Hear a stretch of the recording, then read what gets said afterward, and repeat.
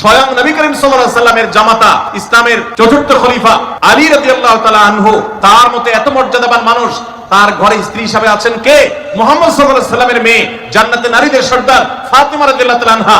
এত বড় মানুষ তারা, স্বামী স্ত্রী দুইজন, দুই দিককার নেতৃত্বে, একজন যুবকদের নেতৃত্ব দিবে, আরেকজন জান্নাতি যুবতীদের, নারীদের নেতৃত্ব দিবে।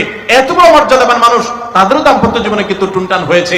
একবার আলী রাদিয়াল্লাহু তাআলা আনহু এসে মসজিদে টানটান হয়ে শুয়েছিলেন মাটিতে, মনটা খারাপ, ঘরে একটু হালকা ঝামেলা হয়েছে, এই জন্য মসজিদে নববীতে এসে মাটিতে শুয়ে আছেন। নবী করিম সাল্লাল্লাহু আলাইহি ওয়াসাল্লাম দেখে বুঝতে পেরেছেন, টের পেয়ে গেছেন যে কিছু একটা হয়েছে বাসায়।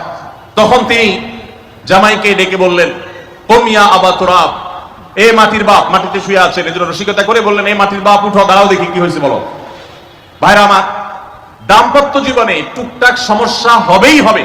যারা বিয়ে করেন নাই আগে থেকে প্রস্তুত থাকেন, বুকে পিঠে ছালার বস্তা সব বেঁধে রেডি থাকেন।